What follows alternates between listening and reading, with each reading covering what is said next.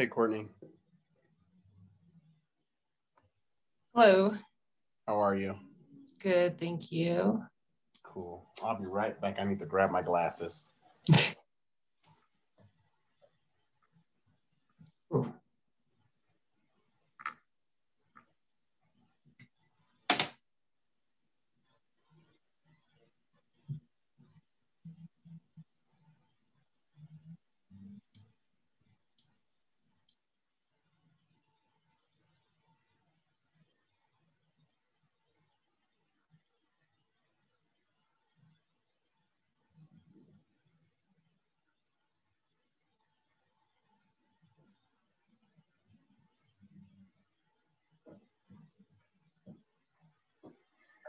Okie dokie, much better.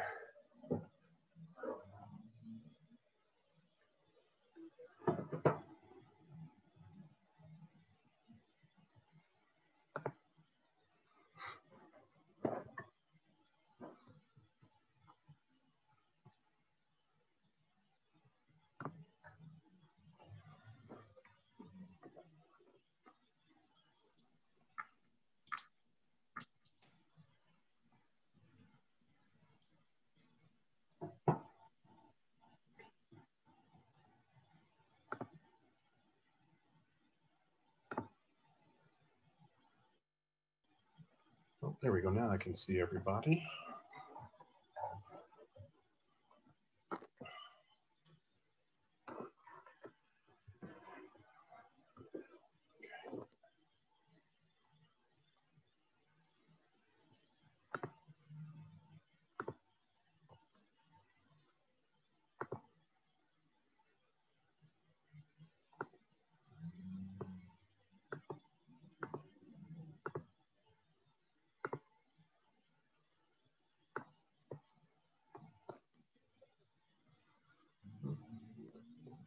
And hello, everyone else that I see so far.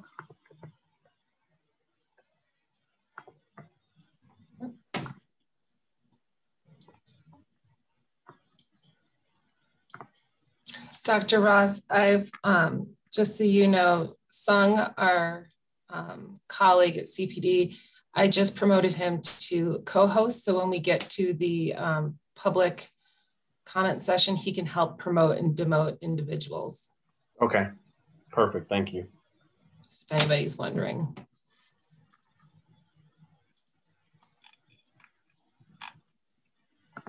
Everyone should be used to seeing Sung's name by now.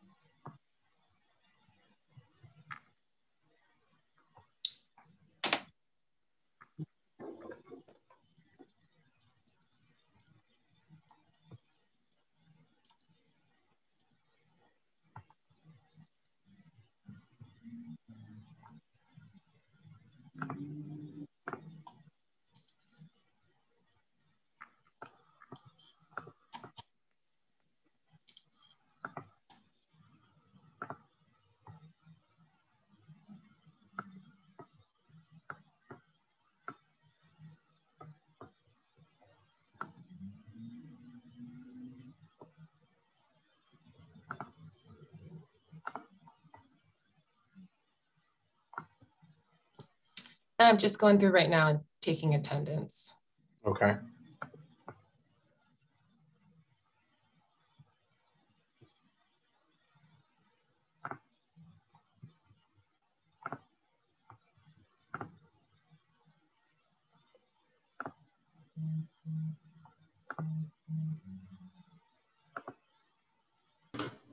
Hey, Courtney, did you create a new attendance sheet? I'm working off the one you shared with me before, but I was just doing it off of email list, but that might be better to actually use that one. So thank you. no, okay, I'm doing it on there. So okay, you got it. Yep. Okay, good. Thank you, Sung. We're on top of things. No problem.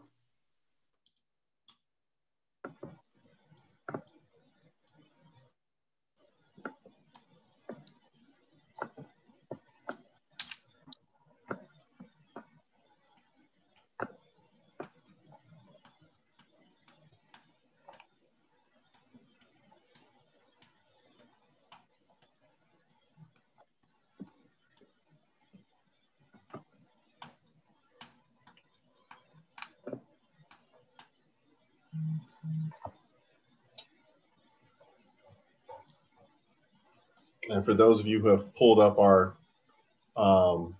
Miro tool that we'll use later, I'll explain that a little bit later. I see some of you guys floating around in there. And so it's good to know that you got it and you're on. So thank you.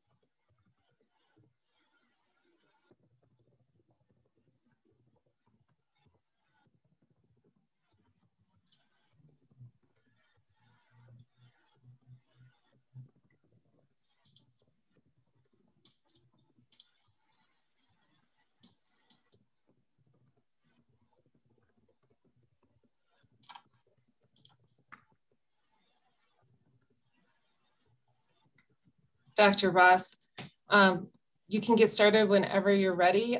Sometimes steering committee members will sign on as attendees, and if they do, then we will promote them to a panelist. Okay, great. I will get started here in just 10 seconds. I'm Sure. just gonna shoot this quick email to the committee or to the, yep. Yeah, we'll get going.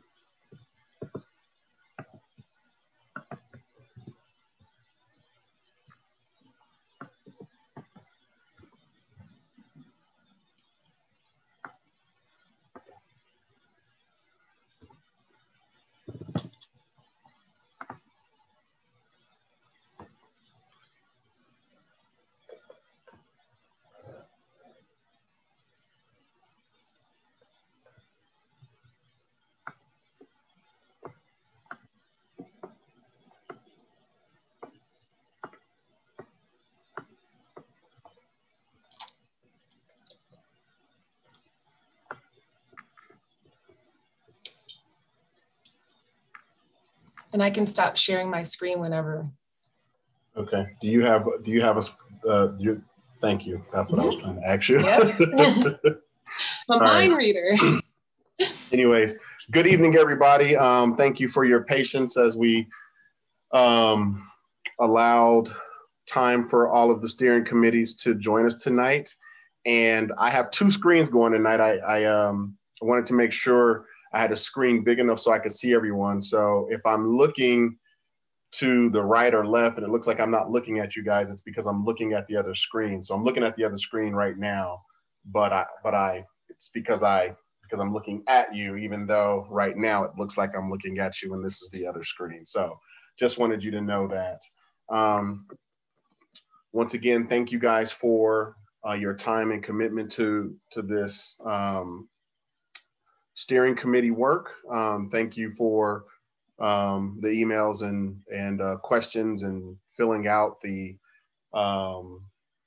doodle poll about the meeting on the 29th. So we'll have our next meeting on the 29th of this month. And so just thank you everybody for responding quickly so we could get everything set up.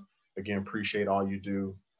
Tonight, we'll jump right in just to review the agenda.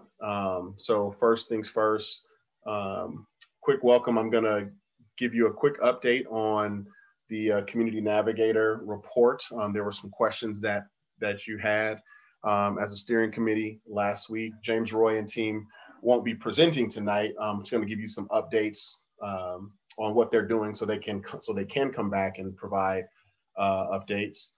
You're gonna hear from RCC on the community survey report. That's the report that in the email I told you that you would get today. I actually just sent those links to you. And so tonight you're just gonna get a overview of just kind of what they did, and you have the links to review the survey report, and we'll go in depth and have questions and comprehensive conversations on that on the 29th. I wanted to be sure that there was enough time to get through the report. It's pretty lengthy. And so I wanted to make sure that there was enough time to read the report, come up with questions, think about it, sit on it, all those things. And so you'll have a couple of weeks to do that, and we'll have comprehensive conversation about that on the 29th. As always, we'll then go into public comment. We've got about 10, 15 minutes set aside for that. And so it's an opportunity for you as the steering committee to hear from the community and just people's thoughts around the work that you have going. And then we'll finish up the evening doing some work. We'll start working on our working agreement. And as we talked about at the last meeting, the working agreement is really the way we're going to engage to complete this conversation and produce or reach the task that you've been asked to reach. And so everybody should have received a Miro link from me. And what you have to do, if you haven't done it already, when we get to that point, or at some point, you'll click on that link. You'll have to put in your name and your email address, and then you will be on the screen. We will all be on the screen at the same time. We'll share the screen live. And then we'll go through an activity kind of framing those questions that I reviewed at our last meeting, the PowerPoint that you have, just kind of talking about how we're going to work together, what we're going to do. And so you'll spend some time doing some reflection, and then being able to engage with the tool. And I'll explain a little bit more about the tool when we get there. So before we get going on the Navigator updates, are there any questions on the agenda?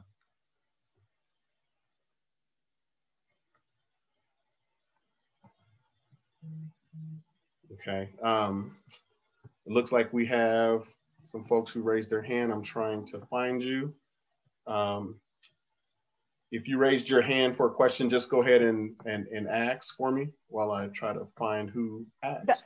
Dr. Ross, those are attendees who have their hand raised. Anna Gadsden, she's with Denver Metro Community Impact. James Roy was unable to make it tonight. Yeah. Does work with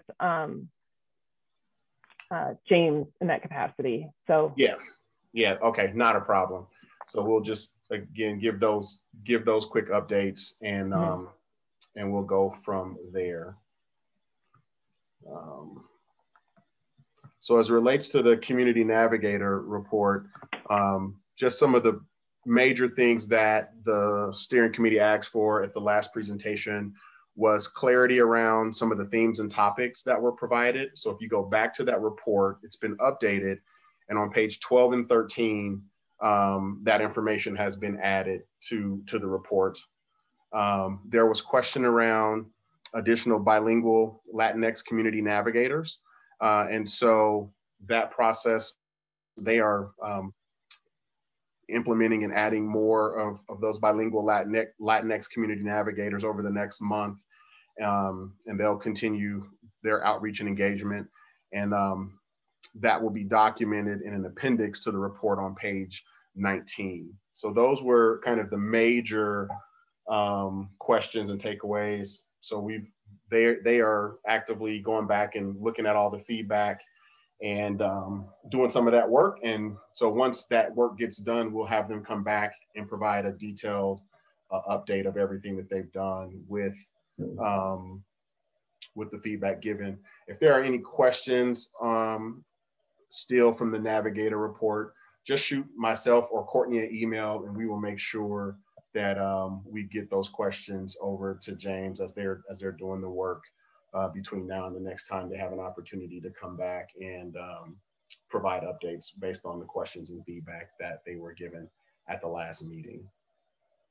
So now I'm going to actually turn it over now to Sean Mayer from RRC to just give a kind of a brief update on the report that you just received via email. I know that you haven't looked at it, so that's not required. He's just going to give a quick update and talk about some dashboard information and how they're going to present the information, and potentially maybe ask a question or two if there's some things you'd like to see in terms of understanding the data in the dashboard that they will put together. So Sean. Thank you, Dr. Ross. Can everybody see my screen?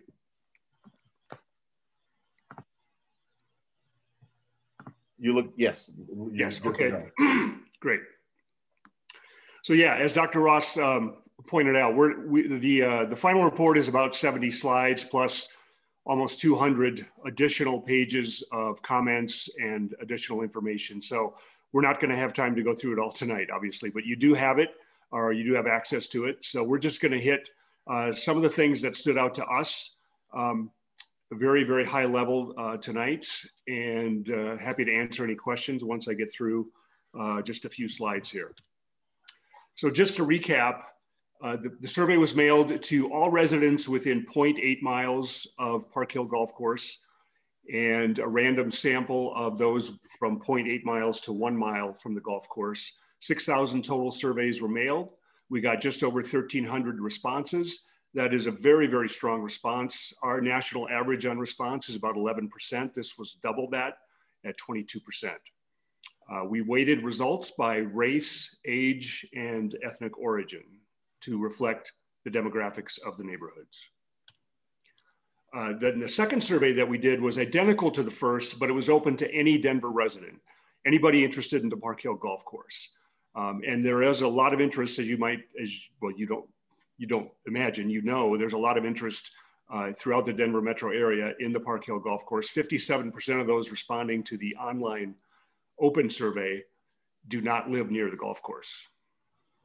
And we had almost 1,400 online surveys completed. Again, that's a very, very strong number. So some points of interest, some things that stood out to us from the results. Of those mailed survey respondents, 68% allocated a portion of the site to parks. So question 11 on the survey asked people to allocate the golf course site to various uses and have those various percentages add up to 100%. So 68% of the mailed survey respondents allocated some portion of the site to parks. 61% favored dedicating a portion to open space. No other use garnered more than 50%. 70% of the mailed survey respondents, these are the people who live closest to the golf course, also favored some development of some kind. 22% of those favored only green space, and 8% favored only development-oriented uses. Other land use options that respondents identified as priorities, a retail restaurant, 46% allocated space to those uses. Recreational facilities, that's swimming pools, rec centers, et cetera, 42% allocated space. Affordable housing got 35%, and golf, 24% of people allocated space to golf. In terms of resident priorities and needs, when asked about specific types of recreational uses, again, more than half of the respondents favored open space, picnic areas, general park uses, and playgrounds. And those were the ones that got more than half of the mailed survey respondents favoring them. Athletic fields, when asked what their top priority was among those recreational uses, athletic fields jumped to the top for those living closest to the golf course.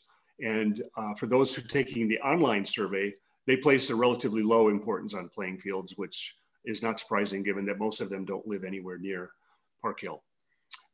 Nearly 2/3 of mailed survey respondents, those living closest to the golf course, also identified a grocery store as a top priority. And space for minority-owned businesses was supported by 50% of those living closest to the golf course. No other option received support from more than half of the mailed survey respondents. Regarding market and affordable housing, 83% of those living near the golf course who got the mailed survey and 75% of the open survey respondents did not allocate space to market rate housing at all. 62% of respondents to the mailed survey cited higher prices from new development driving out current residents as a concern. Now, for those who answered yes on the mailed survey to whether there was a need for more affordable housing in the area, 64% of those who said yes to that question supported affordable housing on the golf course site specifically. The response percentages were similar between the mailed and the open survey for that particular question. So looking at that question 11, the land use allocation, again, we asked people to allocate the Park Hill Golf Course site to all these different uses and have that allocation add up to 100%. And if you look at this, 22% allocated space to public parks, 22% allocated space to natural and open spaces, 13% golf, 11% retail, personal services, entertainment, 9% recreation, 9% affordable housing. Jobs got 4%, educational facilities 4%, market rate housing just 3%. So very interesting how people allocated that site. Looking a little bit closer there, among all household types, races, and ethnicities, a combination of green space and development was the preferred option. So looking at the overall results for the mailed survey, just 8% opted for all development-oriented uses, 70% opted for a blend of development and green space uses, and 22% opted for 100% green space use. And green space was defined as anything that doesn't involve developing structures, buildings on the site. So that would be open space, parks, and golf. And if you look through there by household type with children at home versus empty nesters, Latinx origin and race, pretty much a majority of every cohort favored some mix of green space and development. Looking again, a little bit closer at this, 67% of mailed survey respondents allocated some portion of the site to parks, 59% favored dedicating a portion to open space, 3% of nearby residents allocated 100% of the site to a park or open space, and 7% gave 100% to a golf course. Again, just to summarize the land use allocation, some of the highlights that stood out to us: 68% of mailed survey respondents allocated some portion of the site to parks, 61% favored dedicating a portion to open space, and no other use garnered more than 50% support. 70% of mailed survey respondents, again, these are the ones living closest to the golf course, also favored some development. 22% favored only green space uses, and 8% favored only development-oriented uses. So 70% favored a mix of green and development. Other land use options that respondents identified as priorities, once again, retail, restaurant, 46%, recreational facilities, 42%, affordable housing, 35%, and golf, 24%. As Dr. Ross indicated, the detailed report is being provided to the steering committee, and it will also be available at the Park Hill Golf Course website. I'd be happy at this point to answer any questions to the best that I can from the committee. Great, thank you, Sean. So obviously you guys haven't had a chance to really get through this report yet, and you just kind of got the top line points of interest on this, but are there any questions or observations for Sean, just based on the brief overview? And let's see here. Dr. Ross, I wanted to just ask if he could put the slide number 8 back up on the screen. Mm-hmm. That one? Thank you. Thank you.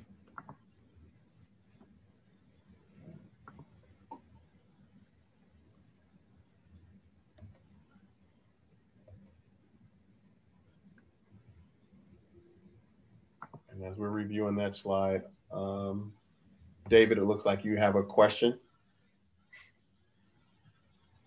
Yes, I do.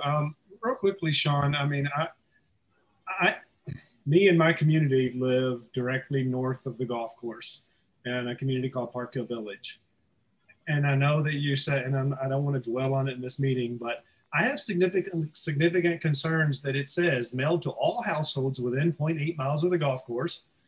And so few people in my community ever got any kind of notice about this survey. I didn't get one. I've lived here for 13 years. So, and I get you guys went with a specific company that supposedly has valid data and it's pulled from the city tax thing. But my biggest question is did the post office screw up? Did these things not get mailed out? Did they not have proper postage on them? I mean, I'm disappointed I didn't get one of these surveys, even though you say that we should have. And many of my neighbors, we didn't see any sign of a survey. So just letting you know that. I mean, it's too late now, but it's shocking to me that so few people in my neighborhood got this survey request. David, I truly appreciate that feedback, and I will take it, definitely take it up with our list provider. As I said, we got relatively few bounce backs, undeliverable pieces that came back to us. With a 22% response, I mean, 1 in 5 people who were mailed the survey responded either online or by mailing the survey back to us. So it was an extremely high response. I'm surprised to hear that, but I don't doubt it for a minute, and we will definitely take it seriously and look into it. I appreciate that. So, I mean, it's too late now, and maybe it was a COVID thing. Maybe the post office wasn't delivering the mail right. Maybe they were just throwing them in the trash. Too many things to deliver. Who knows? But it's just disappointing to me. So, thanks. Yep. Thank you, David. Thank you for sharing that. I don't see any other hands, but I want to make sure I scroll through here quickly to make sure I'm not missing anyone. Does anybody else have a question for Sean?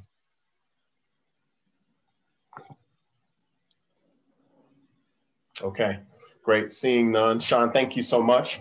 Again, you guys have this now via email. It's again, it's a lengthy document, which is why I wanted to make sure you had ample time to go through it. The presentation itself is around 70 slides on first look, and the actual report is a couple hundred pages. And so it's definitely something that you probably want to start looking into and taking a dive into sooner rather than later. And I definitely would suggest not, waiting until like the 26th or something, because it's a lot just on first look. So you have that. And again, if there are questions between now and then, feel free to shoot them my way or to Courtney, and we will route those questions to where they need to go.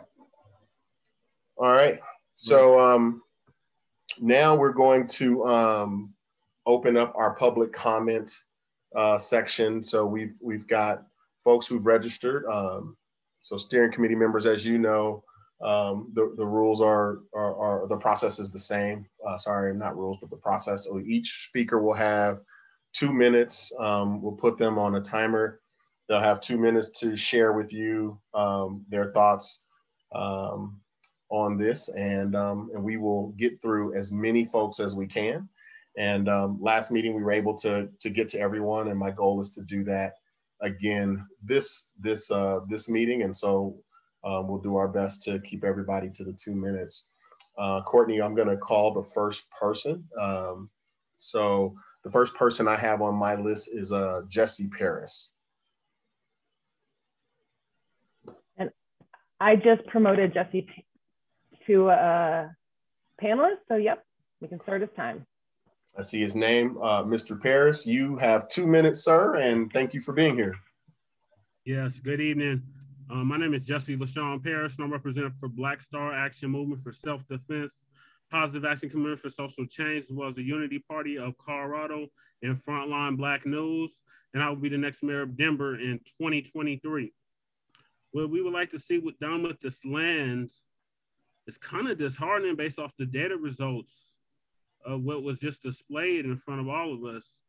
I don't know how to interpret that data besides you didn't reach the right people or you didn't broaden the horizons far enough, because I'm on the edge of that last circle, and we definitely didn't receive a survey here at the Fusion Studios. Support formerly unhoused individual housing. We didn't get one of those notices about the golf course, so we're apparently not in the running or in the circle of things. So that's very disheartening to hear.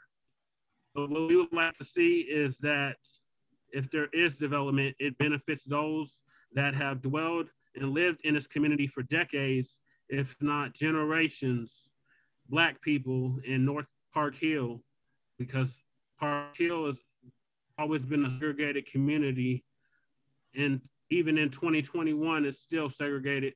So North Park Hill would like to know what is really going on with the golf course. And based off the data, if there is development, we want it to be in our favor, because we've been neglected, been gentrified, ethnically cleansed out of this community, and we're not long gonna stand for it. So if you do anything with this golf course, best believe there's gonna be repercussions based on how it goes down, because we're fed up. I don't know if you can see my shirt, but it says reparations now. We are owed. So. Thank you, Mr. Paris. We got left. Thank you, Dr. Ross. Oh, appreciate it. Just a second. My timer is doing something weird here. 1 second. All right. So the next person we have, again, thank you, Mr. Paris. The next person we have is Jenny Dahl. Hi, everybody. Yep, my name is Jenny Dahl. I'm a Park Hill neighbor, and for 17 years, I and my family have enjoyed the great community and the wonderful things it provides. In recent years, I've come to understand the rich history of Park Hill that has been deteriorating, like Mr. Paris just mentioned, through gentrification and disenfranchisement of Black, Indigenous, and Latinx communities. And it seems to me that the golf course is one tool that could potentially be utilized to begin to correct that disenfranchisement. Totally understand the easement that the city purchased was meant to protect the space as a golf course in perpetuity, but it seems to me that the city has now outgrown that need. And it seems also that that need is really steeped in privilege at its very root. So it seems to me that the better use of the 155 acres would be to create amenities that serve the Park Hill community through a combination of open space, affordable housing, grocery options, and locally owned businesses. And furthermore, the ballot initiative that's attempting to open up the fate of the property to the whole greater Denver area seems severely misguided to me. Why would anyone living south of 6th Avenue, for instance, know that we desperately need a grocery store north of MLK?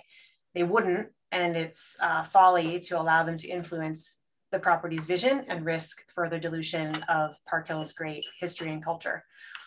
So with all that said, at this stage, what we really need, and I think it sounds like based on the previous comments, it sounds like we're close to, we need the city to unveil the first draft of the vision so that we can really start having a real robust discussion around the needs of the community and how the golf course property can start to address them. Thank you for the time. Thank you.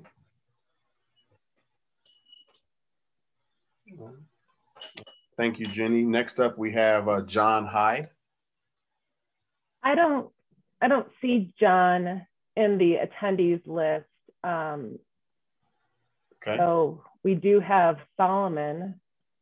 All right, well, let's go to Solomon and we'll slide back to John before if we get a chance to finish to see if he's joined us. Solomon, are you there?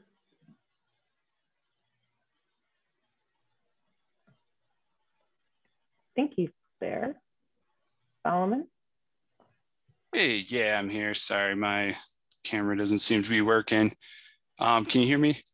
We can hear you. And Solomon, you're up. You have 2 minutes, sir. Okay, great. Yeah, so I definitely do not support any development on the Park Hill Golf Course.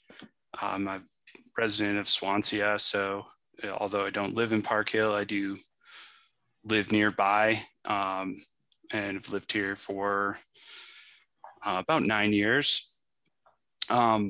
Basically, to me, I think the problem kind of stems from the beginning that it seems as if Westside Partners was promised something that they might not be able to get. And I think it's just problematic that there's basically a for-profit developer involved here that's, trying to gain something from this. And so I don't know if anything besides keeping the easement and using it for a golf course or a park or open space, I think is really problematic when there's a for-profit developer involved. And that's actually all I had to say. Great. Thank you, Solomon. Thank you for sharing. All right, next up, I have Teresa Nguyen. And again, I don't see Teresa. I'm here. Oh. Yep. You Okay. probably just have to scroll through. Yeah, I guess my main thoughts of this is I live within biking distance of Park Hill, but not within 1 mile. So I didn't get the survey, but I guess I share some of, a lot of the same concerns. Is there's a lot of need in Park Hill. Everybody needs affordable housing. We need amenities, reparations. We need open space and green space. But I just don't understand why Westside had to choose green space for development instead of infill property. And I'm a little concerned about, the precedent we're setting to other developers in the city that any green space, even if it's protected by a trust or an easement, is essentially up for grabs. And so I just want to know, have people thought that through of what precedent we're setting, both legally and financially, about protected green spaces, especially in neighborhoods where that is hard to come by. So I just, those are my concerns. I would like affordable housing and amenities, but I also want to make sure, when we protect a green space, it's not just going to be sold to a for-profit developer down the line. And I don't want the city spending money in courts trying to fight that when we could be spending money on affordable housing and infill projects. But thank you. Thank you.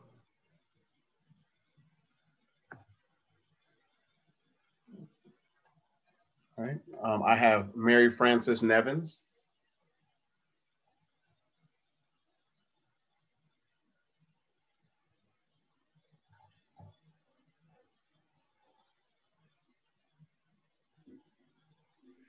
Hi, this is Mary Frances Nevins. I'm a retired attorney living in District 9. My family has lived near City Park between Colfax and 17th Avenue for over 100 years. I would like to ask if the steering committee and the public could hear presentations on the legal interpretation of the conservation easement, different from that of the developer. I'm supportive of Mr. Paris's statement that the company who purchased the property honor the wishes of those who live in the closest proximity. And I'm wondering what credence is being given to the survey, given the objections to its structure and outcome, given that the first question is essentially a choice between maintaining the land as a golf course and mixed use development. I think it would be very helpful to constituents if we had a question and answer format responding to some of the issues that have been raised by letters to the mayor's office. And I just am concerned that there's a lack of trust in the developer, and that opinion has already been stated, and that essentially the community will be disregarded. I really appreciate the time to give comments and very much appreciate the steering committee listening to them. Thank you, Dr. Ross. Thank you, Mary. Thank you so much for joining in and sharing with us.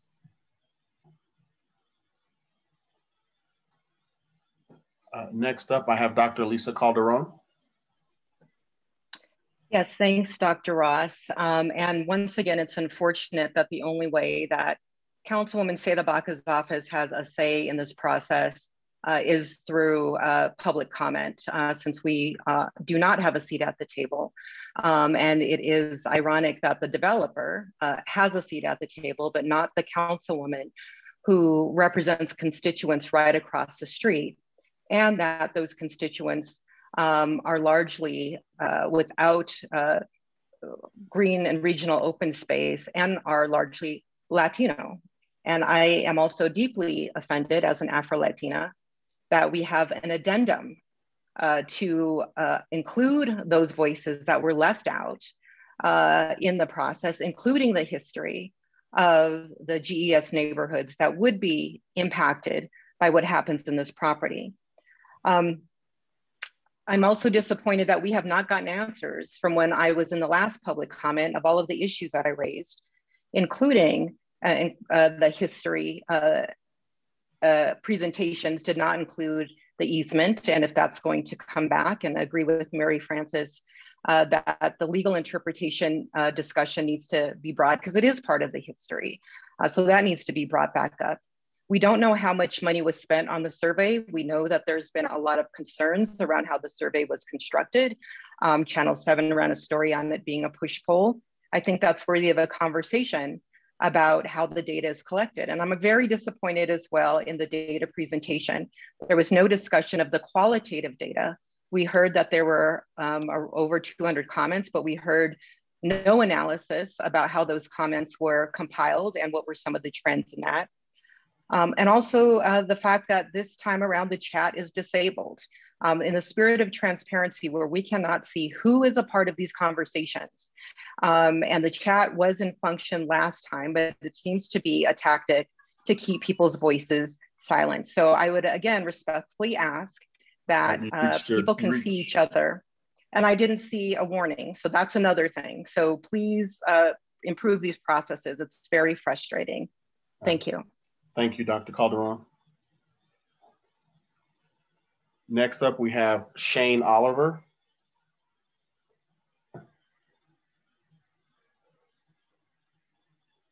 I do not see Shane.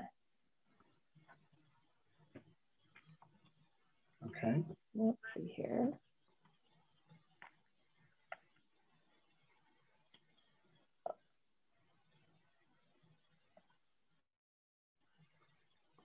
One more time for Shane Oliver.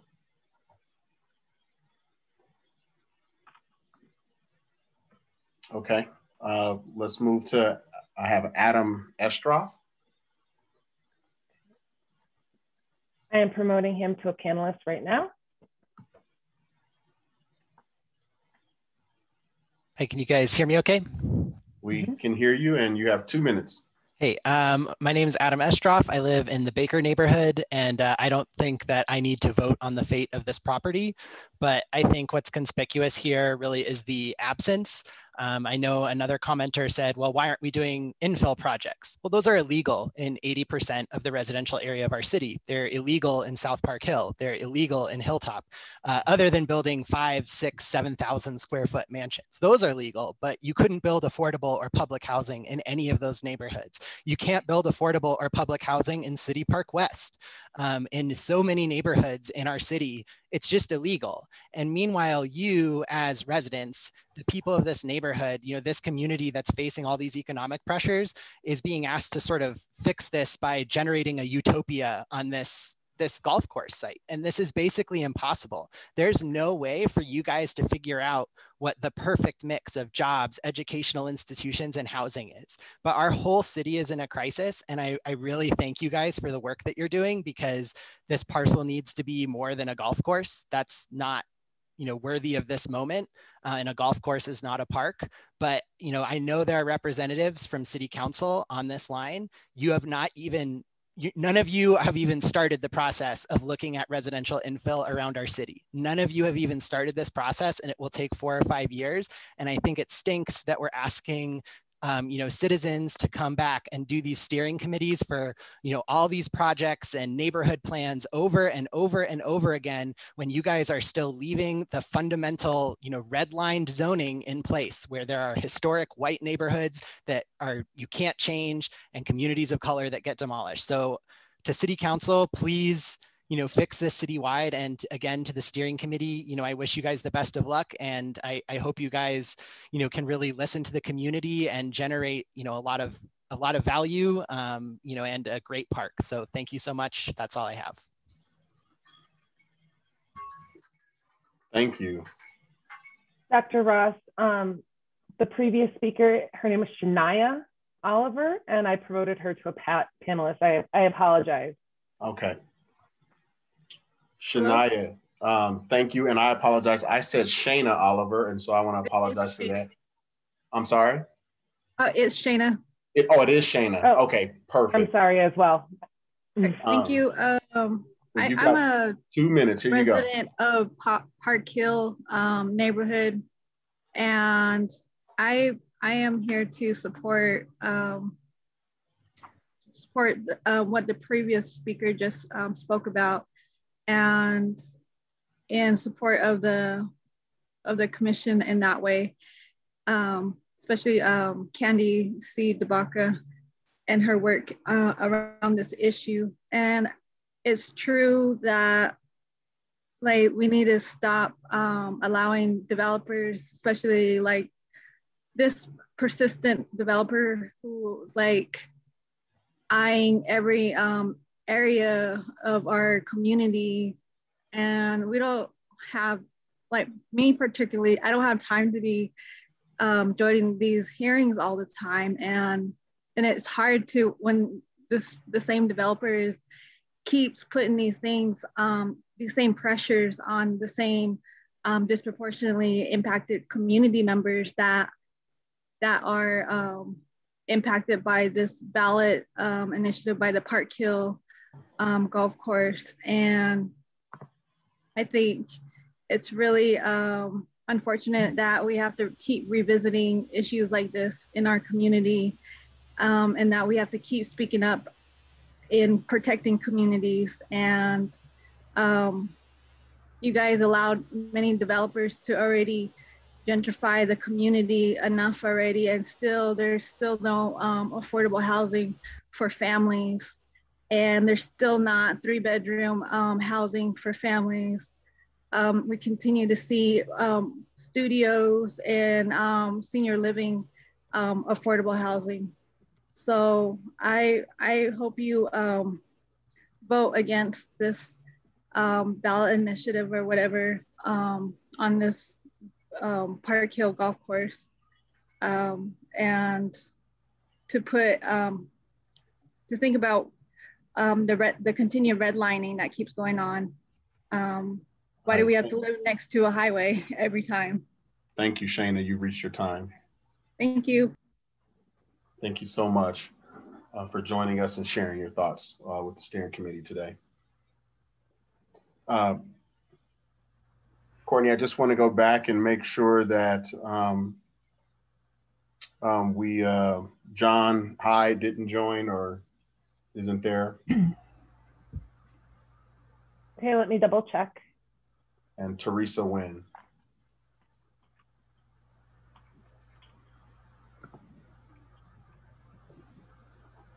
I do not see either. Okay. Perfect. All right, well, that will conclude our public comment section. Steering committee members. Oh, Dr. Ross, the last one is Kevin Doyle. Oh, Kevin. Hi, Dr. Ross. Hey, sorry about that, sir. That's no problem. Thanks for giving me a shot here. Yep, you've got 2 minutes and the floor is yours. Okay. My name is Kevin Doyle. I'm from Overlook at Park Hill. My neighborhood abuts the old driving range there. And I just wanted to comment on, the process that I've been through and the PCAC committee that happened before that really we're not seeing any of the results from. And the fact of my community, in 2016, we started our own survey and our own petition about possible development. And, it was overwhelmingly in the favor of, we didn't want development. And we are the community closest to the driving range. I sleep 20 feet from the grass. Anyway, that started at the end of 2016 up until 17. And we have over 83 wet signatures that say we don't want any development. And we asked Clayton not to sell it to a developer if they decided to sell it and not renew the lease. Anyway, that brings me to the survey. I'm the president of my RNO, and I did a little research. Over 68% of my RNO responded to Sean's survey with nothing but handwritten information. So I'm wondering how that was accounted for and how they accounted for, this community that's closest to the golf course, and a majority of our RNO responded with handwritten answers. How did they include those? Thank you for your time. Thank you very much. Okay, that is our, Courtney, do you want to check one more time for Teresa Nguyen? And if there's no Teresa Nguyen, that will conclude our public comment section. Yeah, I believe Teresa logged in under Solomon. Oh, okay. There's 2 Solomons. So I believe she did speak. Okay, perfect.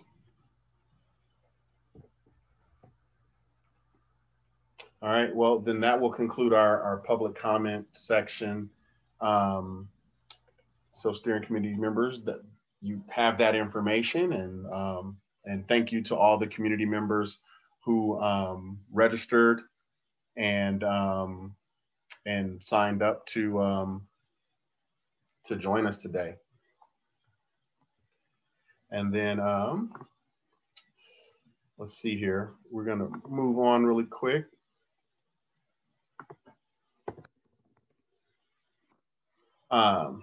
And I'm gonna share my screen, and we're gonna move into our working agreement portion of the evening. And so what we're doing with the working agreement is really kind of level setting on how the steering committee, you guys are going to have this conversation to complete the task that you've signed up to do. And so we're gonna go through a few exercises to put together this working agreement. You have an opportunity to put some thought into it. We'll look for themes and build out a working document that you can all agree to in terms of how you're going to proceed in this conversation and do the work. So we'll start that work tonight, and then there'll be a follow-up via email, just so everything that we do tonight can be put into a document form, and we will move from there. Everybody should have, each steering committee member should have received a Miro link. Is there anybody who did not get it?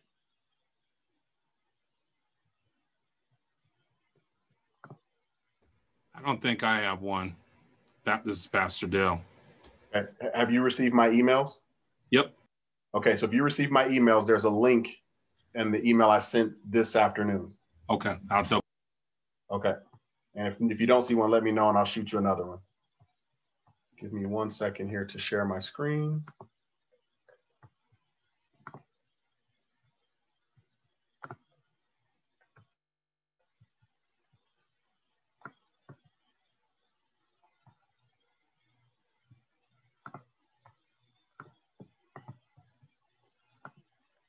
Can everybody see my screen?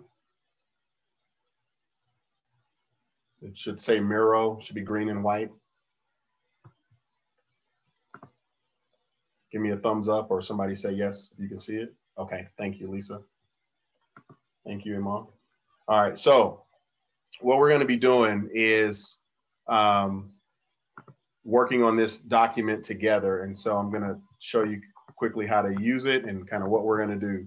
So each one of these sections, essentially this is a whiteboard, right? If we were working together and we were not in the era of social distancing, we'd be together and we'd be able to use sticky notes and put some things on a board and collaborate and work together. So that's what we're going to be doing here tonight. Each one of you, as you can see each other's cursors going around the screen. And so we've got several things that we're going to work through tonight. The reality here of the work that you have to do, as you know, is complex, and in order to get it done, there's got to be some collaboration, and there's got to be some agreement in the way that we're going to have the conversation. And so that's kind of what we're working on tonight. So the first question that we're going to be addressing is just making sure that we have an understanding making sure you have an understanding as a steering committee what you've been tasked to do. So for example, you see this first one, I just put eat ice cream. When I was doing this, I was craving some dessert. But so what you're gonna do is you'll be able to, first and foremost, anytime you wanna switch, so on your computer screen, the hand will allow you to move the screen on your computer so you can see it. When you wanna engage with the form, you can come to this arrow, click the arrow, and then it'll allow you to come in here and type. And so what you're going to do is you're going to find a sticky note, and all I want you to do is to take a few moments and find a sticky and share why it is share what you feel like you've been tasked to do as a steering committee member, right? And so we're going to do that first, and then I want you to go through, and if somebody has already typed what you were going to type or you agree with it, I just want you to go through and just type an X. If for some reason we use, in this particular section, if we use all of the sticky notes, you can come right over here to where it says sticky note, grab one, and you can just come slap it in just like that. In order to write on it, you just click on it and type. And other than that, that's about how it works. If you're in a sticky note and somebody else is in it, you may not be able to type, so you have to let them type first and go from there. If you delete one by accident, just hit Control-Z. That should make it come back, or just let me know, and I will help you out. So take a moment or two and just have some reflection on why you're here, and then after that, go ahead and engage with the document. We'll take about 5 minutes on this first one. And if you can't see the screen for some reason, just let me know. But again, you should be able to look down in the right-hand corner of your screen and make the screen larger or smaller, and move around. And I see some lines happening there. If you made those lines, just hit Control-Z. But the goal is to click on the sticky note and then type inside of it. Let me know if you have questions.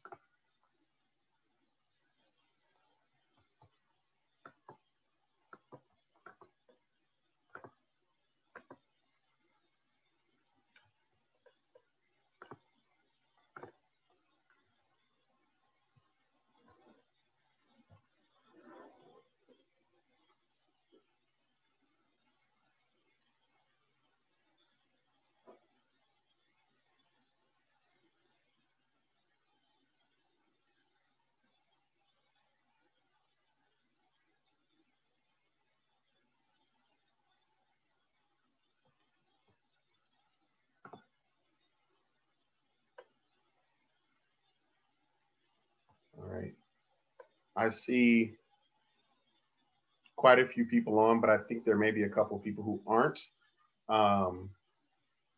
If you need some help, let me know, or I'm going to go to the chat really quick. Type it in the chat, and I'll answer a question there for you if you have a question.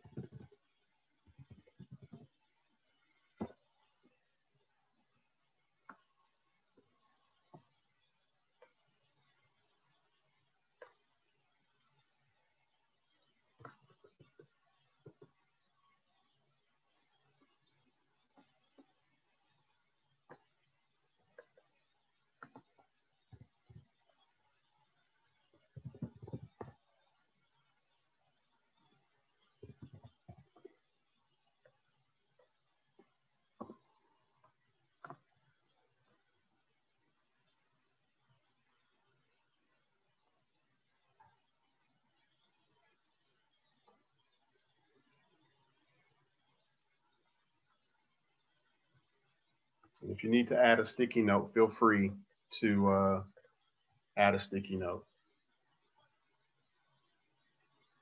or qualify someone else's statement by just typing an X at the end.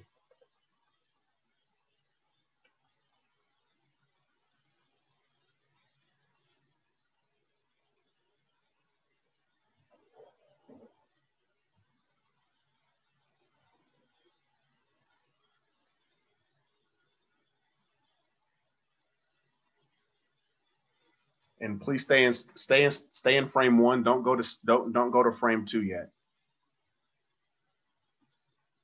So we're just working on that first question.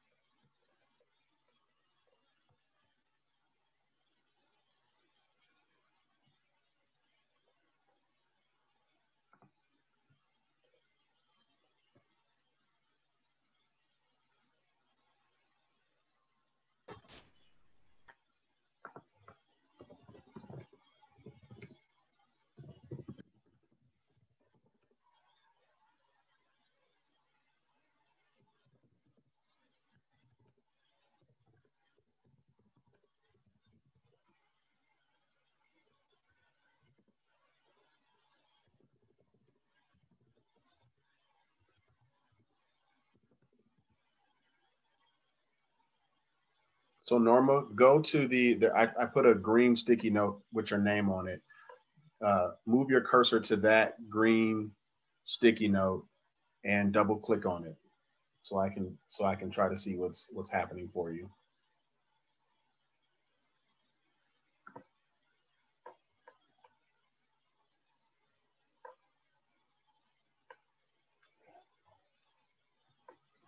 All right. Has everybody responded to number one that wants to respond, or do we need another minute or two?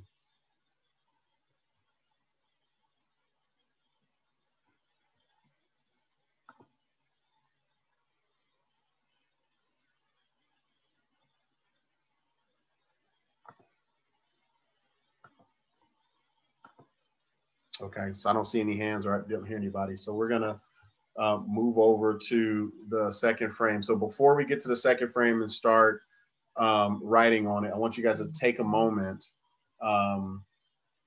take about a minute or two to either just think by yourself or write some things down, but take a moment and really think as you're engaging in a conversation, right? And you're working with someone, whether it's at home, whether it's at work, whether it's in a coffee shop, and you're engaging in a conversation.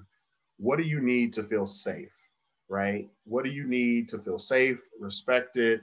What do you need to feel heard? What kinds of themes, what kind of themes or things do you need to have a productive and healthy conversation? So let's take a couple moments, think about that. And then once you're ready, feel free we're gonna do exactly what we did in the first box. You're gonna come in and use the sticky notes to type. And if we need to add another sticky note, just add one and drag it over. Or let me know if you want me to add another sticky note for you.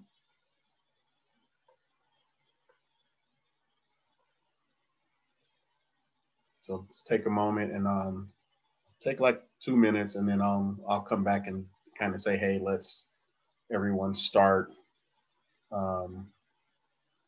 working on the document. But if you get ready beforehand, that's fine too.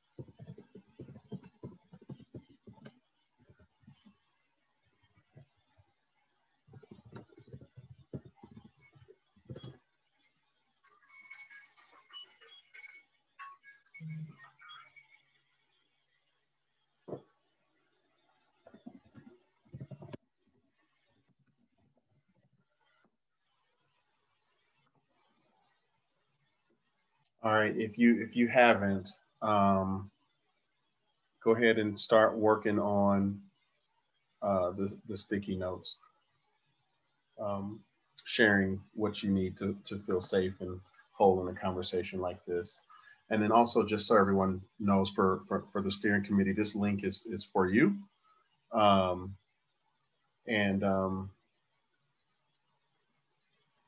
So you'll be able to come back. So let's say tomorrow you're like, oh, I really wanted to add this. You'll be able to use this link and come back to it, and I'll see it.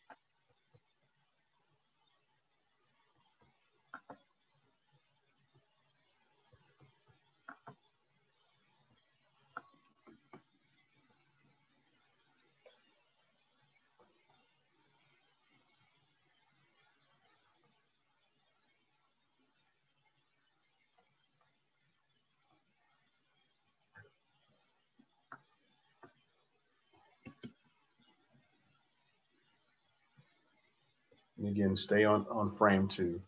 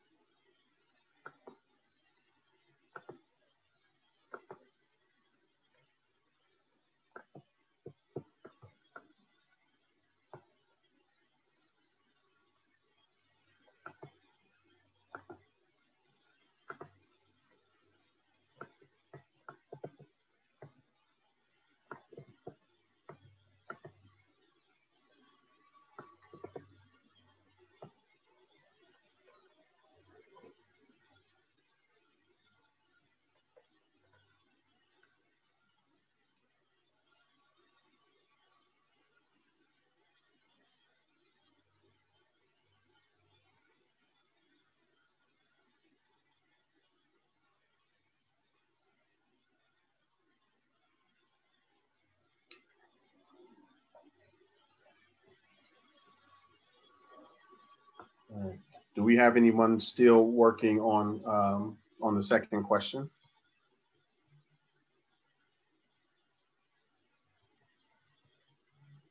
If you do, just put your hand up so I can see.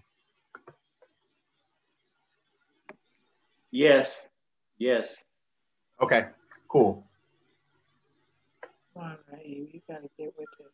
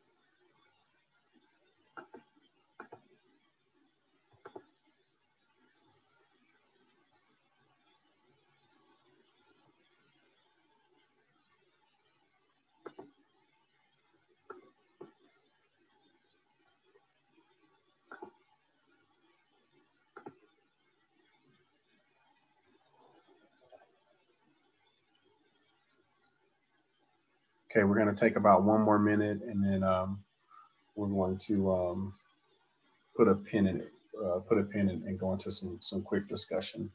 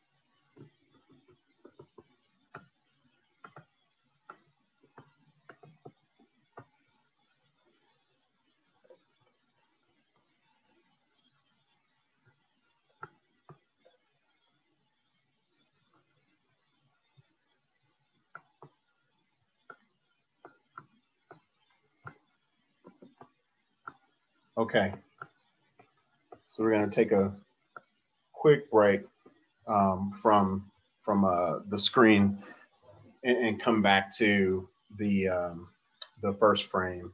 The first frame, you know, is what have you been asked to complete as a steering committee? And so just want to take a few moments and have you look at that section and see if anything stands out for you. What are you noticing? Are there things that are the same? Do you see some things that surprise you, or does what you're seeing make sense in terms of what you feel like, you know, what the task was for you?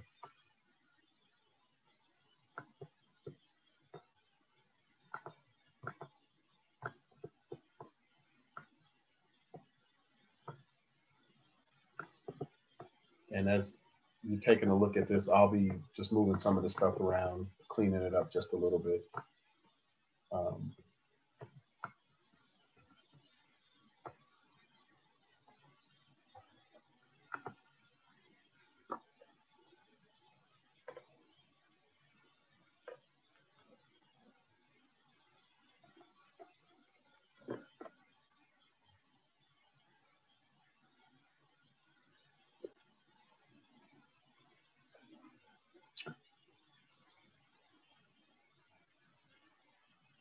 Okay, so this is a part where hopefully you don't get mad at me, but I'm gonna pick on a few people and call on you here. You know, and essentially the question is, as we're looking at the task, why you're here as a steering committee, is there anything on here that is surprising to you, or just what's your general observation after seeing some of the things that have been wrote down? And just looking at my screen, pick on Sade Cooper. Are you there? Are you able to speak, Sade? I am here, and thank you for calling on me. No, I think there's been a very consensus of making sure the theme of just transparency from the developer standpoint, city's perspective, and making sure voices are heard in the licensing process. Also making sure, yeah, really the listening. I keep hearing listen, just to make sure that we are taking into account of the voices of the community without biases. Thank you. Any other thoughts on what you're seeing in the first question? Any other theme that's popping out to anyone?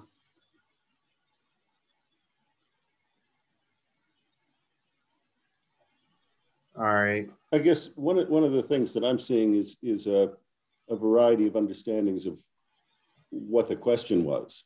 I mean, I read the question as being, you know, what comes out of this? What's the final thing that we provide? And in some of the answers, I'm not sure that they understood the question the same way that I understood it. So I think we have to try and help align that so that we can all understand what we're here to do. Mm-hmm. Patty, were you getting ready to say something? Oh, okay. Any other thoughts? Yeah, it's not legible to me. I can't really make head nor tail out of it. Tell me more. Are you saying you can't see the words on the screen? They're very, very small. Okay, so what you want to do is, if you look at the screen right now, you should see my cursor.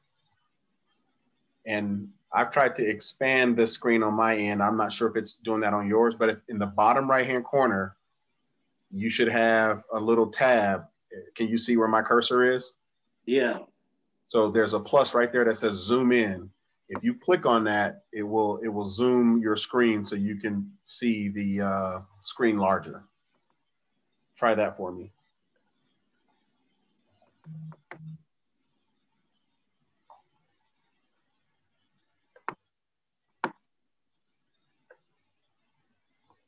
Is that working for you, Imam?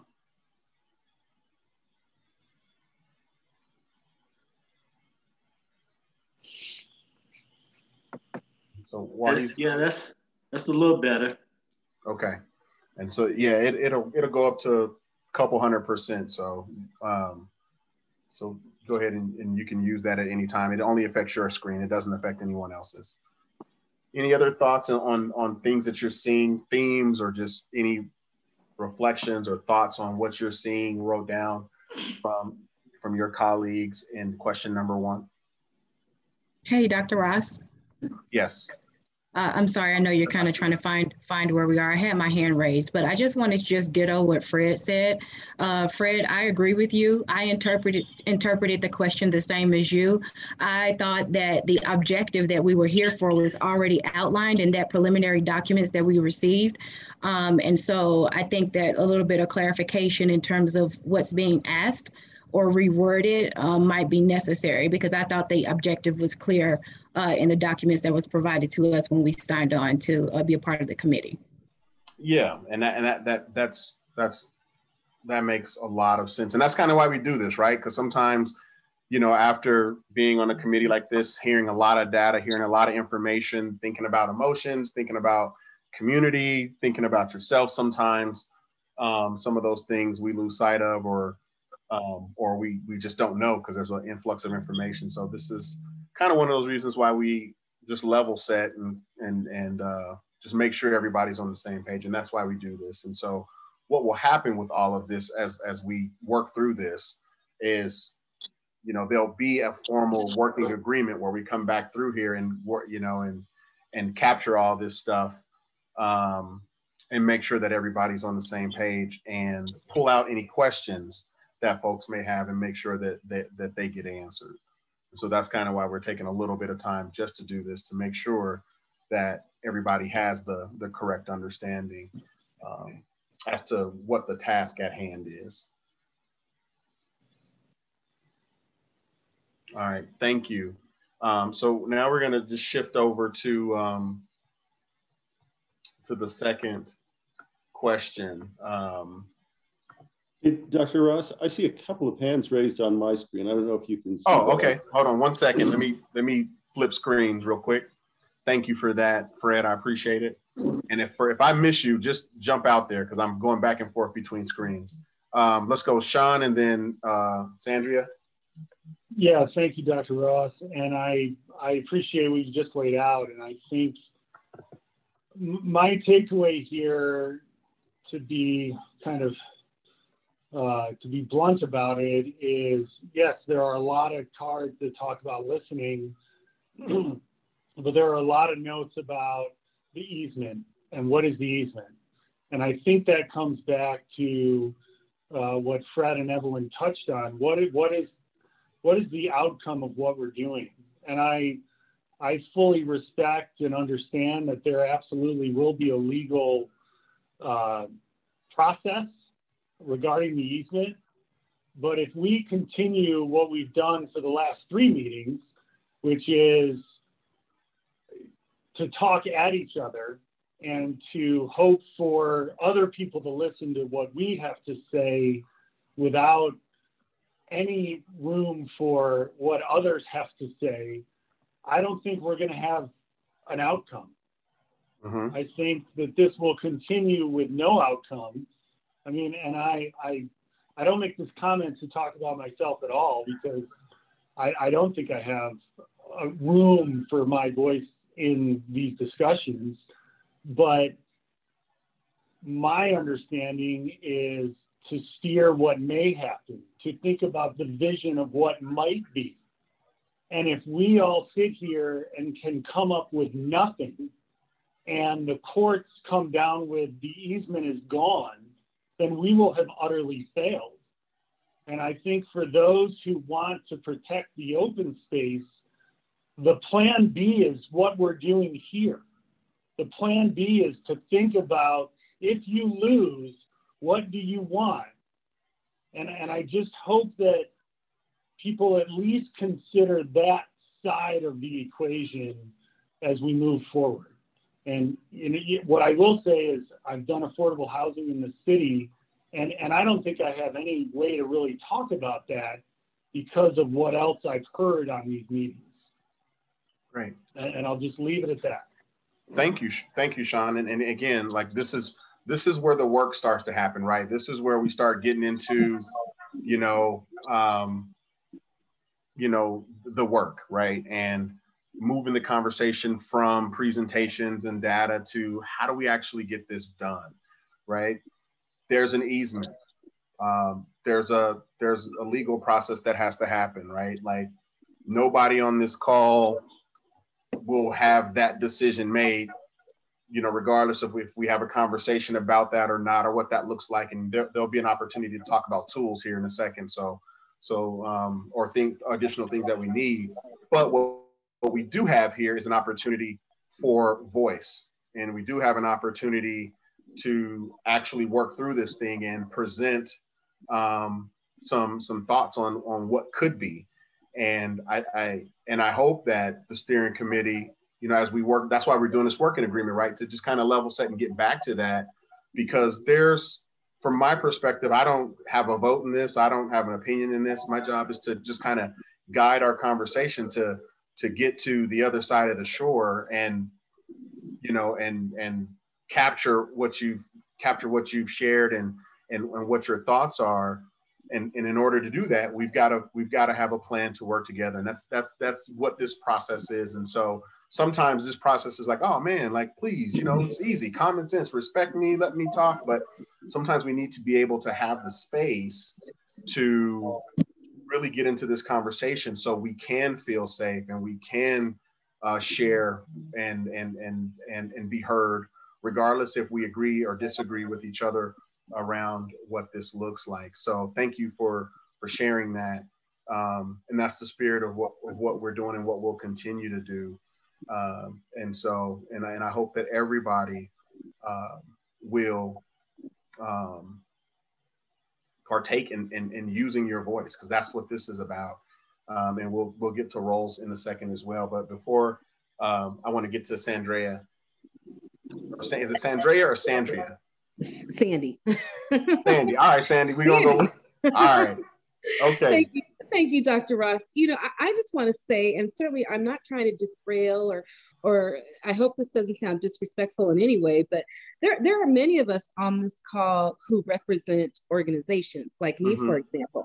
Yeah. And so these answers or these questions are really, in my opinion, directed at me as an individual, as opposed to the organization that I represent. So this isn't about me at all. Personally, in my personal opinion, right. Others who represent organizations may feel differently, but I kind of find that it would have been helpful if I had these questions in a time where I would be able to go back to my organization and truly represent them, and you will, and their opinions, and you will. And luckily for me, I'm in Vegas and I can't answer anything, so I do have that opportunity. But I think that kind of would have been beneficial for those of us who do represent organizations, because this really is about them and not about me. Yeah, Sandy, that is such a great comment. Thank you for sharing. And so two things on that. You're right, and from your perspective, that it's about an organization, but it's you on this call, right? It's you who is going to share those thoughts, and you who the organization has said represent us. And so as you're representing the organization, I want to make sure that you feel comfortable in doing so, right? And you may say, I'm good either way, but still, what, as you're representing your organization, what does your organization expect for you in terms of the way you to be treated, and what you need to represent them? What do you need to represent them? And so that's kind of why we started here tonight. Between now and the next time we meet, there'll be some homework where you'll be able to go back and add some more to this. And so you'll be able to do that with your organization. The link is live for you. So you'll be able to take these questions and do that and continue to add. So you'll have that opportunity. But thank you for sharing that, because we do have a mixture here, right? We have folks who are here, because they have this interest and want to be. And then we have folks who are here because their organization said, hey, go represent us. We want you to be the face for us. And so we want to make sure that regardless of why or how you got here, that you can participate fully, freely, and feel safe and respected and valued in doing so. Checking for other questions. Okay. So yeah, just moving over to the second question, and I think Sandy and Sean, helped transition here. But same question as you're looking through here. Is there anything that stands out? Is there anything that maybe didn't get added because the screen wasn't working for you or something? But in terms of what you need to feel safe and respected and to move this conversation forward, is there anything that stands out or anything that you want to add in terms of feeling safe?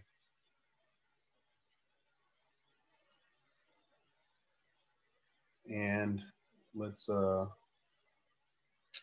we will pick on someone. Don't be mad at me. Norma, is there something that you see in there that you agree with, or anything that you want to add? Well, as a matter of fact, I'm also having a hard time seeing this or enlarging it. I attempted to do it, so I'm just having technical difficulties this evening.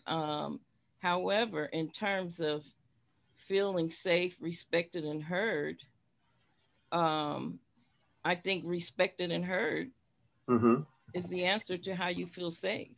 What I've experienced, I've heard a lot of that this evening. I represent several organizations, but also I had no idea that the meetings would be so contentious.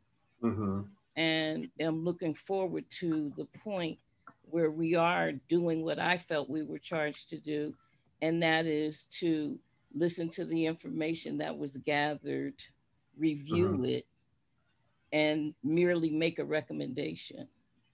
So thank you. And I was able to capture what you just said, and I added it in for you, but I'll also make sure offline that the tech stuff works for you. Okay, thank you. Any other thoughts?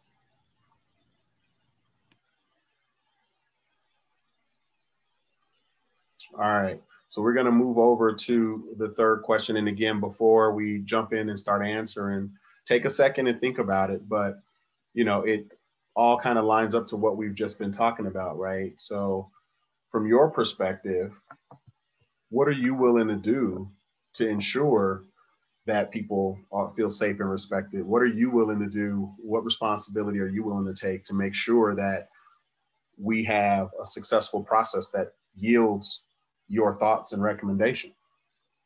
So take a couple moments, and then just like before, go ahead and add your thoughts to the sticky notes.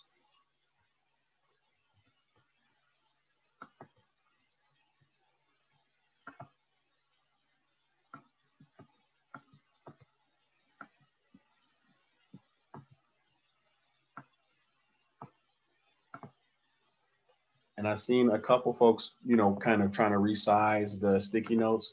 Don't worry about it. I'll go in and resize them. It'll capture everything that you type. And I'll be able to resize it.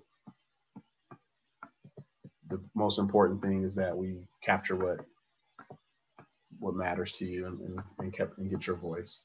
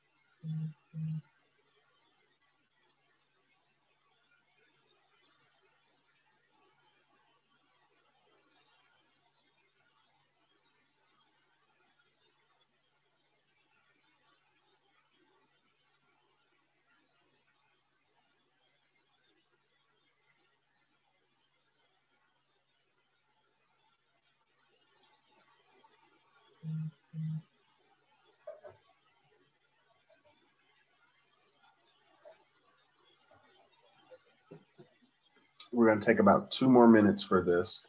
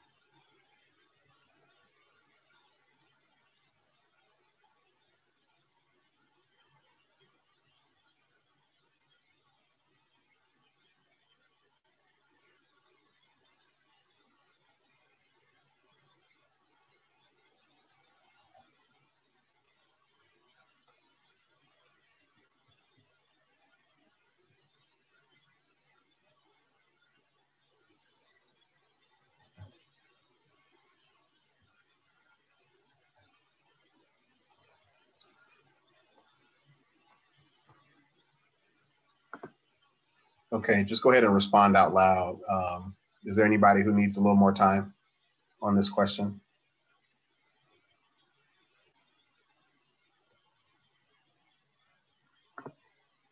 Okay. I'm not hearing anyone or seeing any hands. Okay.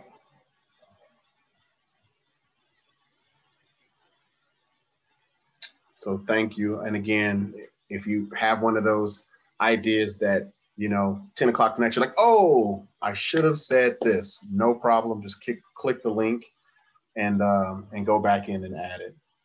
So you'll have a few days to make some additional entries.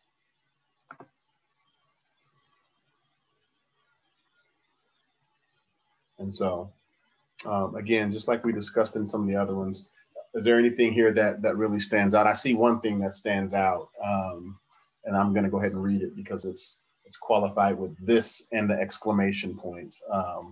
And that says, to thoroughly read all information presented in advance of meetings to support an informed and productive meeting for everyone. So preparation, that's a really good one. I can't qualify enough how important that is, as I've done these kinds of facilitations and worked with groups and other steering committees. The one thing that I find interesting from a facilitator role, because you don't have a voice or an opinion, your role is to really kind of guide the conversation and be a resource for everyone. And but in order to do that, I read everything too. And it's interesting to see how many folks don't take the time to read or prepare and have, really important tasks in front of them for committees or initiatives or things like that. So that's a really big one. Thank you for sharing that, whoever shared that. Anything for anyone, anything stand out? Or anything else somebody want to qualify? All right, how about we go with Rachel Coates.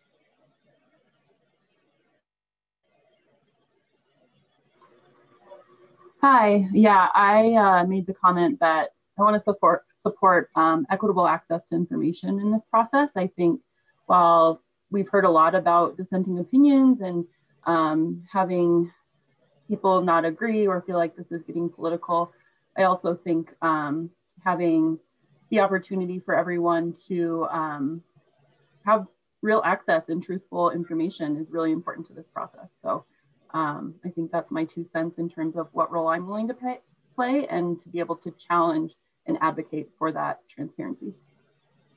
Thank you, thank you. Anybody else in terms of what role you're willing to play to make this a successful process?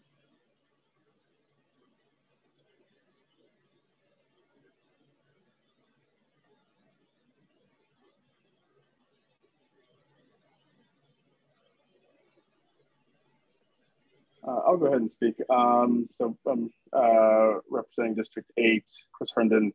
I want to keep an open mind, and I also want to get as much input from as many people across all different areas. I'm a lifelong resident, so I understand that part of the equation. I also understand, where things could go with development. So, having both opinions and getting all that information presented allows for a clearer decision, not a sort of myopic one as well. So that's my role, is to take in as much information that people will give me.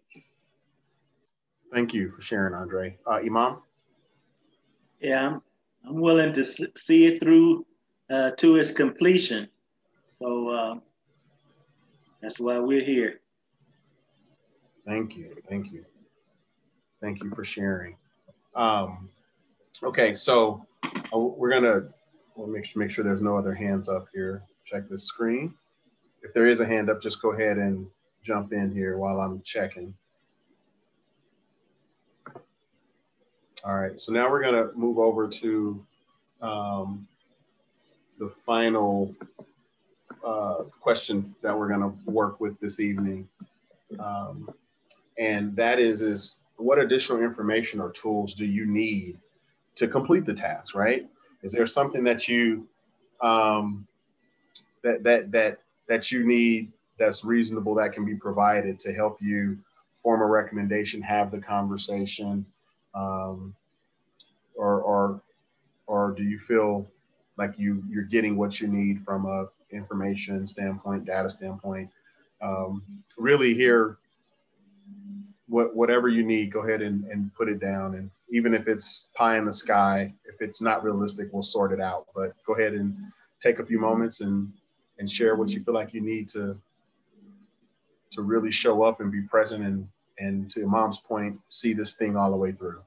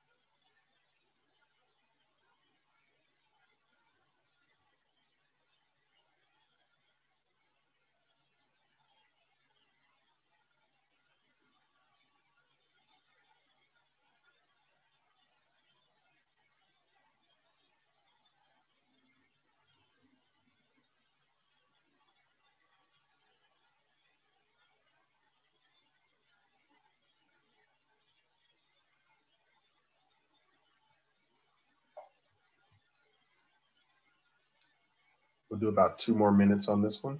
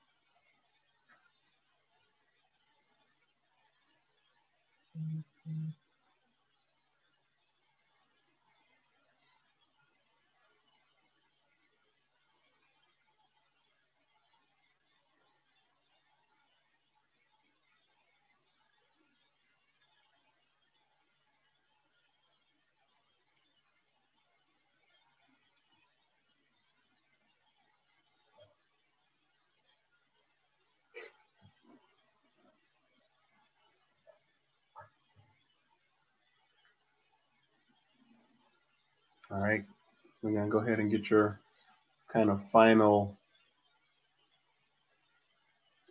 thoughts in for the moment.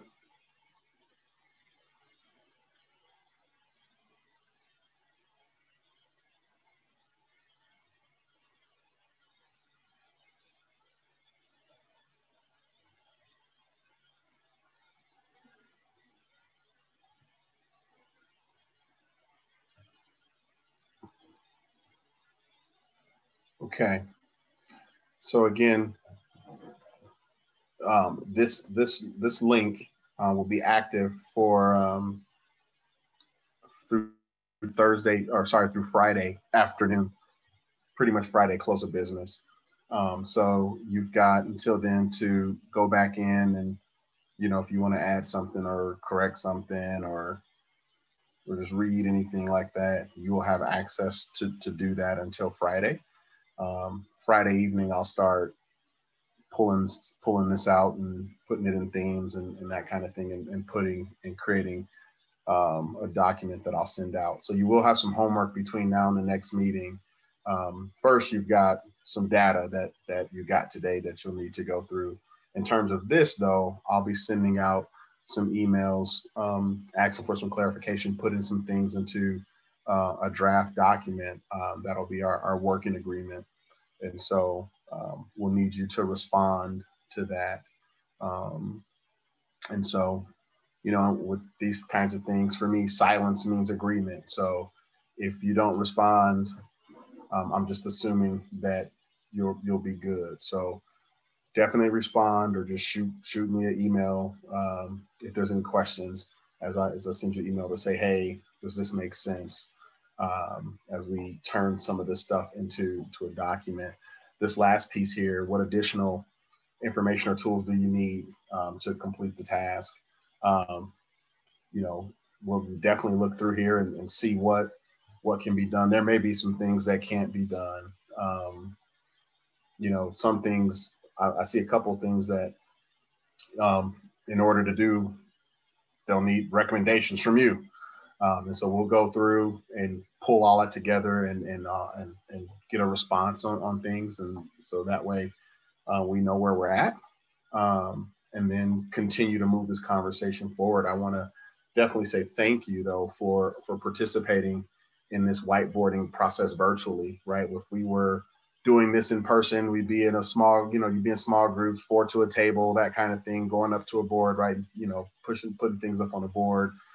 It takes a little more courage and a lot more vulnerability to kind of do this way. And so I just want to say thank you for trying it on, and thank you for using your voice, and thank you for helping us move the conversation forward so we can get closer to, you know, getting more into the work and more into the conversation around the vision for this process to come up with your recommendations as it relates to this work. So again, I just want to say thank you for doing that.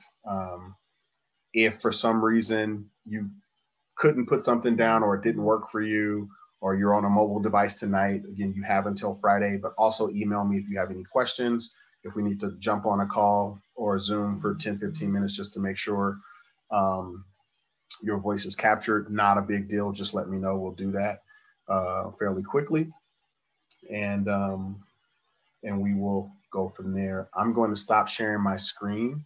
You'll still be able to see this on your computer, but I'm gonna stop sharing it on mine.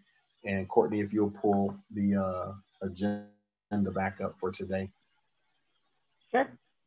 Give me 1 second and I'll do that. Mm-hmm. And again, and as we do this work, remember everybody's, you know, this isn't easy work, right? This isn't, you know, what are we eating for dinner today? Fast food or barbecue, right? Like this is This is a complex topic, and people have a lot of different opinions and have been triggered for a variety of reasons, have some trauma, you know, are looking forward to the future. There's just a lot of things. So as we have these conversations, you know, really be open to the lived experiences of other folks, because everybody's coming from a different place. And some people have had really great experiences, and some people have had experiences that haven't been great at all. And so this kind of work, everybody's approaching it from a different place. There's no wrong place to approach this work from, right? You can only approach it from your place, and that's okay.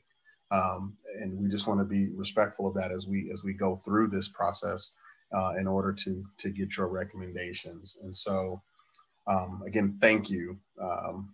So be on the lookout for emails. You have the reports in your email. Again, the slide deck is about 70 slides. The actual report is about 200 pages. So definitely, again, give yourself time to go through that and think about your questions. Our next meeting is on June 29th, where that meeting will primarily, the agenda will be going through that data and moving this work forward. So please be prepared to do that. If there's any questions between now and then, just reach out. And I look forward to seeing you all then.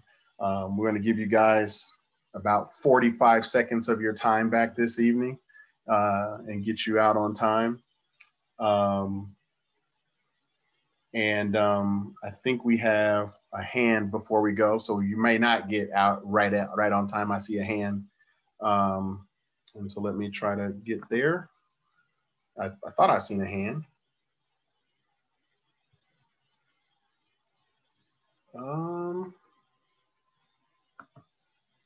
If you just had your hand up, go ahead and ask your question. I thought I seen a hand, but maybe I didn't. I was switching screens and I thought I seen the hand. That may have been my hand from the tool.